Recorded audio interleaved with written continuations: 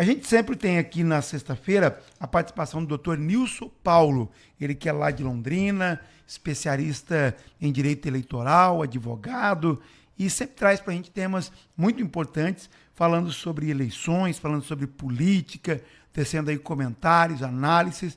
E hoje o Dr. Nilson está ao vivo com a gente aqui nos estúdios da Rádio Nova Era, aqui na bancada do Informativo Nova Era, para trazer aqui para a gente informações. Dr. Nilson, primeiramente, boa tarde. Boa tarde, Berimbau. Boa tarde toda a bancada aqui, a essa grande audiência, né, da Rádio Nova Era, Aldi, que também está por aqui.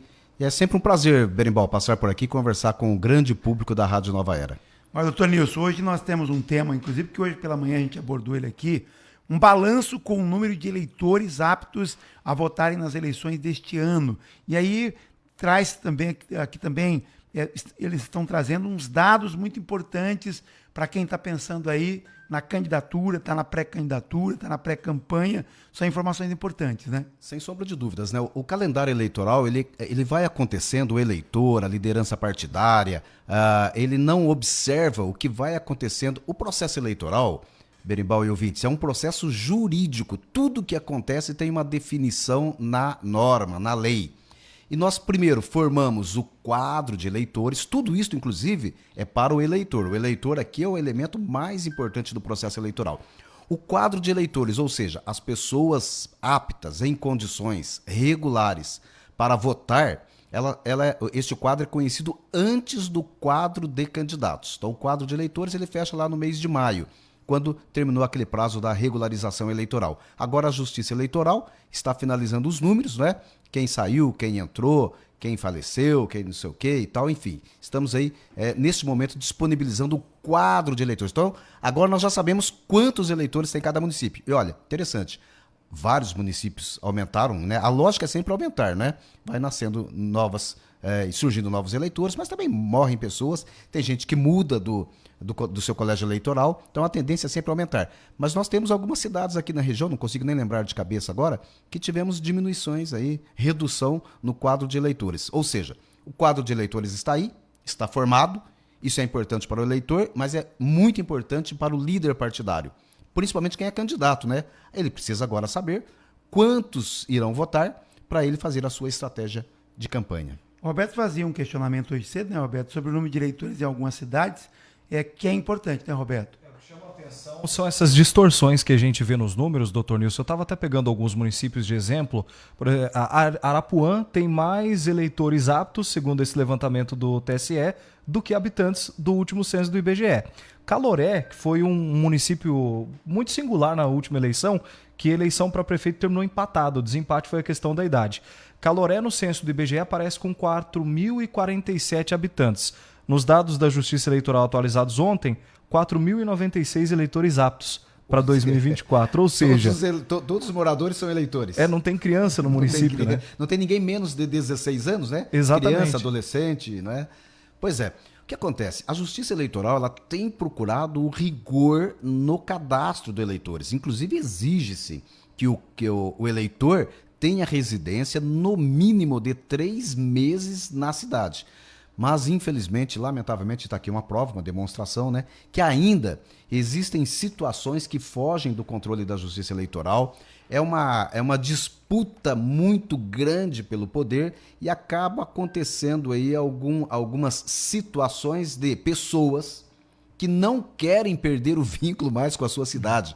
A pessoa já foi embora, mudou, mas ela continua, se ela tem ali o endereço do pai, da mãe, do irmão, ela mantém ainda o seu domicílio eleitoral na cidade. É difícil este controle, não é? Mas neste caso aqui é uma situação bastante interessante, porque você precisa descartar toda a população inferior a 16, talvez até 18, e também aqueles superiores a 70 anos.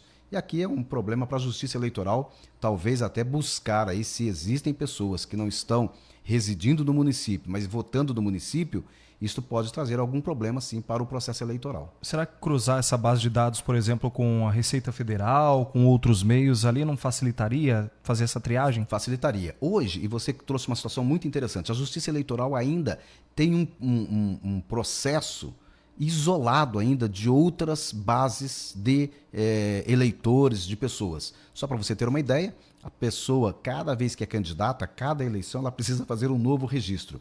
Nem a Justiça Eleitoral, ela busca o registro anterior a pessoa já é prefeito, já é vice-prefeito, já é vereador e é candidato para o mesmo cargo. Ele precisa fazer tudo novamente. A Justiça Eleitoral precisa melhorar um pouquinho mais na questão da base de eleitores para que a votação seja uma votação real. Não é? Como assim real? Ora, na eleição municipal, quando você elege o prefeito é para organizar a sociedade daquele município. Então, quem precisa escolher este prefeito? Quem reside no município. Não dá para buscar um eleitor de outro município, de outro estado, para escolher um prefeito do município, do estado, que ele nem vai ter essa satisfação. O que precisa, portanto, realmente é melhorar ainda a fiscalização e a qualidade neste quadro de eleitores. Tem um cidadão aqui que está dizendo o seguinte: quando a gente vota num candidato a vereador, geralmente, às vezes, ele é mais votado, mas não consegue chegar ao cargo, porque alguém menos votado é que consegue aquela vaga. Houveram mudanças para esse pleito eleitoral. Isso mudou ou continua igual? Muito boa observação deste eleitor, porque o processo eleitoral ele tem dois modelos de eleição. Primeiro modelo é o modelo majoritário. O que é o modelo majoritário? É o modelo que escolhe prefeito, que escolhe o chefe do executivo, prefeito, governador, presidente da república. Prefeito, o mais votado está eleito. Né? O mais votado está eleito dos votos válidos. E aqui vale repetir, depois nós vamos voltar mais para frente nesse sentido, que votos nulos e votos em branco não valem absolutamente nada. Nem para anular uma eleição. Nem que for mais de 50%? Nem que for 90%. Quem votar vai escolher. Se 10% do eleitorado votar, 10% vai escolher. Então, voto nulo e voto em branco não vale para nada, nem para anular uma eleição. Porque todo pleito vai eleitoral acontecer. tem essa lenda. Vai acontecer daqui a pouco, lá no mês de agosto e setembro, olha, vamos votar nulo para cancelar a eleição. Isto é um fake news, isto não existe. Votos válidos escolhem. A maioria dos votos válidos escolhe prefeito. E para vereador? Bom, e aqui realmente não mudou a questão da escolha do vereador. A escolha do vereador é uma escolha partidária. Primeiramente é o partido que é eleito, não é ainda o candidato. Por esta razão que dentro do partido, os pré-candidatos ou os candidatos, daqui a pouquinho, depois das convenções partidárias, precisam trabalhar para fazer voto para o partido. Então, o quociente eleitoral continua existindo. O partido precisa fazer um determinado número de votos, que é o quociente eleitoral. Feito este quociente eleitoral, vai para a lista interna do partido. Quem é o mais votado? O mais votado está eleito.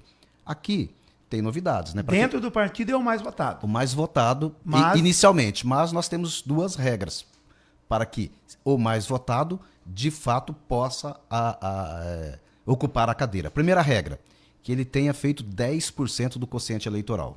Você tem o número aqui de Borrasópolis, Roberto? De Borrasópolis, o número de eleitores? 6.395. 6.300. Poderia fazer uma divisão, porque advogado não sabe fazer de conta, né? 6.400. Quanto que vai dar o quociente eleitoral? 6.000 dividido por 9, vai dar 500, próximo de 600 votos. 550 votos. Isso. Serão o quociente eleitoral aqui em Borrasópolis, né?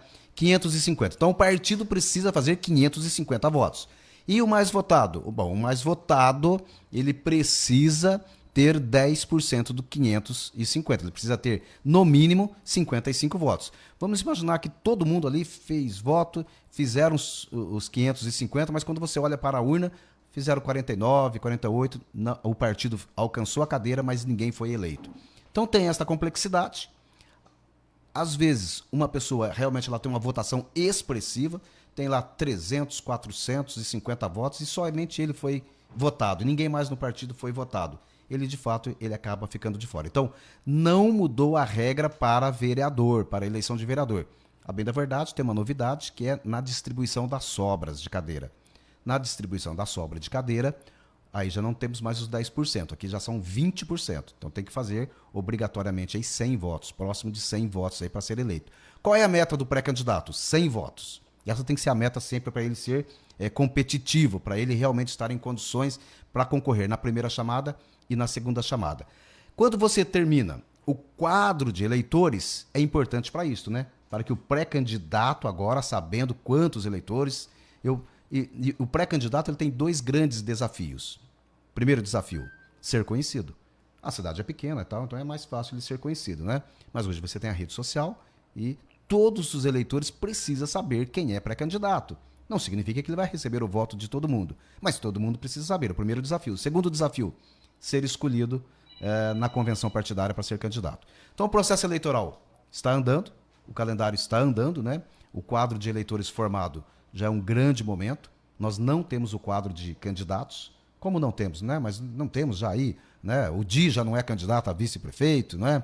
O Dalto já não é candidato a prefeito, o Didi já não é candidato a prefeito. Não, ainda não. Todo mundo é pré-candidato por enquanto, né? Só serão candidatos a partir da convenção partidária que vai começar lá a partir do dia 20 de julho.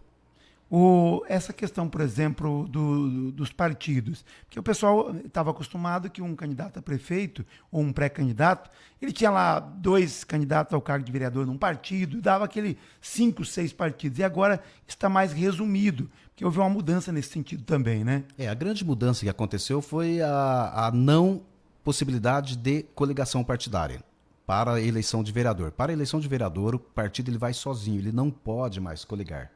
Isso já na eleição de 2020, a partir da eleição de 2022 acontecendo isso, então 2020 também, eleição municipal de 2020, o partido já não coligou, o partido para vereador ele vai sozinho. Isto faz com que o partido agora ele foque para dentro dele, não tem mais aquela questão de unir partidos e ficar a discussão de quem é mais forte, quem é menos forte. Essa briga ficou dentro do partido agora, né? O partido ainda continua tendo ali a sua disputa interna. Mas é muito importante, muito importante que cada pré-candidato ele tenha uma preocupação no seu desempenho, na sua performance, na sua condição e na sua capacidade de fazer campanha. A cidade, quanto menor, melhor para fazer campanha, porque ele pode visitar, ele pode conversar com todos. Imagina numa cidade como Londrina, que agora nós estamos perto de 400 mil eleitores. É muito difícil, né? O eleitor cumprimentar e ser conhecido, ele pode buscar pelas redes sociais, mas fazer as visitas. Numa cidade menor, isso é mais fácil. Então, está todo mundo em pé de igualdade. Quem for mais eficaz, eficiente na sua pré-campanha e depois na campanha, vai ter a possibilidade de fazer uma votação aí boa para se tornar vereador. E o fim da coligação acaba com um constrangimento que acontecia muitas vezes, um candidato a vereador que não pedia voto para o candidato a prefeito. Isso era muito comum de acontecer. Muito comum, né? A fidelidade partidária ainda continua existindo. A coligação continua existindo para prefeitos, né? O partido do vereador que está isolado, se ele coliga com o prefeito, ele ainda continua vinculado ali o pedido de voto, né? Isso a gente ainda precisa melhorar muito, Roberto. O processo político partidário, ele ainda é um processo que precisa de muitas mudanças, né? Mas muitas mudanças mesmo. Quem sabe aí, nas próximas eleições, a gente possa ver aí uma melhoria dentro do processo eleitoral. O processo eleitoral está migrando para um processo digital, né? Migrando. A campanha eleitoral ela é muito hoje focada no meio digital. Temos novidades aí, a propaganda da inteligência com a inteligência artificial, já estamos falando disso, né? Propaganda com inteligência artificial. Que medo dessa inteligência. Está autorizado, né, para fazer a propaganda. O que é que não pode? Não pode distorcer imagens, distorcer falas, distorcer realidade, né? Colocar um adversário numa cena que ele não está, colocar uma palavra na boca dele que ele não falou, e a inteligência artificial tem condições de fazer isso, né? Colocar voz em quem já morreu e tal, nada disso está permitido. Agora, fazer uma campanha boa com inteligência artificial está autorizado. 2028 nós vamos avançar muito isto, e eu quero aqui ainda arriscar o seguinte: na eleição municipal de 2032, espero que estejamos todos nós aqui conversando, né? Ela será 100% digital, não tem a menor dúvida. Então, o candidato precisa também começar a fazer essa sua campanha no meio digital. Mas a presença, a conversa no olho a olho ainda vale muito. Essa questão da digitalização, acredito que é um desafio aqui para o interior. Eu estava vendo os recortes específicos por municípios, né? Então você pega a grande maioria aqui das nossas cidades, nós temos de 20% a 30% dos eleitores que tem um grau de escolarização bem baixo. Borrasópolis, vou pegar um recorte aqui, nós temos coisa de 10% do eleitorado que não sabe ler ou escrever, né? E algumas pessoas que só sabem ler e escrever também, segundo a Justiça Eleitoral. Isso vai dificultar bastante essa questão da digitalização também, né? Perfeitamente. Sem sombra de dúvidas, né? Quanto menor a cidade, quanto mais distante que a pessoa está da escolarização digital, isso dificulta, né? Mas é um processo que a gente vai caminhar. Hoje nós já temos a biometria, que também já é um problema, principalmente para quem trabalhou muito tempo com uma situação que possa ter até pedreiro, por exemplo, né? Pedreiro, né? Isso acaba tendo problema ali no polegar, isso já é um problema e que não é nem é uma digitalização de reconhecimento da pessoa, né? Mas não vamos demorar muito, vamos ter o reconhecimento facial, não tenho a menor dúvida com relação a isso, né? E olha, vamos ter um momento ainda da votação online. Nós vamos chegar. Isso já existe no mundo, tá? A votação online, que é você ter a votação pelo computador, pelo seu aparelho de smartphone. Lógico, você precisa melhorar muito a questão de segurança de quem está votando e tal, mas não tenho a menor dúvidas que isto vai acontecer e num futuro ainda muito próximo. Nilson, para a gente encerrar aqui, para não atrasar a sua agenda, só fala um pouquinho do calendário eleitoral desse mês de junho. Muito bem. O mês de junho, o calendário eleitoral é um calendário muito importante, né? Várias ações vão acontecendo. Ações que envolvem os partidos, ações que envolvem candidatos, ações que envolvem a sociedade, ações que envolvem a emissora de rádio, televisão. Mês de junho, mês muito importante para quem, principalmente para quem é prefeito. É o último mês em que ele tem liberdade total nas realizações de inaugurações. A partir do mês de julho, pode ter inaugurações? Sim, pode ter inaugurações, mas não pode ter nenhuma contratação de shows. A partir do mês de julho, também, todo aquele que for servidor público já tem que ter se desvinculado para ser candidato. A partir do mês de julho também, as transferências financeiras para os municípios já não existirão mais. Então, junho é um mês muito importante. Quem é apresentador de rádio, de televisão, lá no dia 30 de junho, agora, próximo, ele já não mais poderá estar à frente dos microfones. Você é candidato, Berimbau? Não. Não é somente o dia aqui mesmo, né? Mas o dia tem programa aqui ou não? Tem programa ao Tem sábado. programa. Então, o último dia na verdade, no dia 30, ele já precisa estar fora, dentro do calendário eleitoral. É justa essa medida? Olha, e na verdade, o dia 30 foi um esquecimento. A lei esqueceu do apresentador de rádio e televisão, porque isto fazia sentido quando a convenção partidária era no mês de junho e a campanha era no mês de julho. A convenção mudou para julho, a campanha mudou para agosto e o radialista e o apresentador de TV ficou lá no mês de junho, ficou perdido. Esqueceram dele lá, né? A intenção do legislador é dar um equilíbrio, né? Lógico, quem tem um programa diário, por exemplo, ele tem uma apresentação, ele faz um comício todo dia, né? Então, a lei tentou dar um equilíbrio aí e precisa ser alterado, né? Outra data importante no calendário eleitoral são as convenções partidárias, que vão começar a partir do dia 20 de julho até o dia 5 de agosto. O partido pode escolher a data, realiza a convenção, homologa a candidatura, realiza o registro do candidato, o registro vai até o dia 15 de agosto, registro, e no dia 16 de agosto, aí, campanha eleitoral. 16 de agosto até o dia 5 de outubro, campanha eleitoral, quando o candidato poderá pedir voto, poderá distribuir o seu número, neste momento ele não pode fazer isto, e poderá, portanto, aí, levar a sua proposta ao eleitor. E o eleitor, que neste momento, vamos falar bem a verdade, ainda está pouco ligado com a campanha eleitoral, até porque ainda temos uma Olimpíada pela frente ainda, antes das eleições, né? Hoje, quem está bastante preocupado com a organização, com o planejamento, e tem mesmo que estar preocupado, é o pré-candidato, porque a pré-campanha está autorizada.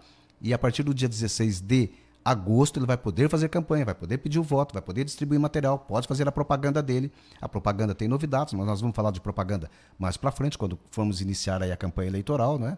E aí, vamos para o dia das eleições, lá no primeiro domingo do mês de outubro. Doutor Nilson, obrigado pela visita, pela participação ao vivo com a gente aqui no Informativo. Volte muitas vezes. Eu que agradeço aí a oportunidade, né, a generosa oportunidade, né, que vocês, inclusive, toda semana têm aberto aqui os microfones, porque esse é um serviço público importante, importantíssimo. Você que é eleitor, acompanhe o processo eleitoral. O dia da eleição, o voto do eleitor não é o último ato. Na verdade, é o primeiro ato para a futura gestão, para a futura administração. Parabéns aí e obrigado a todos aí, que tenhamos uma boa semana e um bom final de semana. Obrigado ao vivo, Nilson Paulo, advogado, é lá de Londrina, mas atende toda essa região, todo o Paraná, especialista em direito eleitoral, passa orientações, consultoria, trabalha aí com os municípios aqui da região, Câmara de Vereadores, prefeituras, é expert aí no tema e é nosso comentarista aqui na grade da Rádio Nova Era.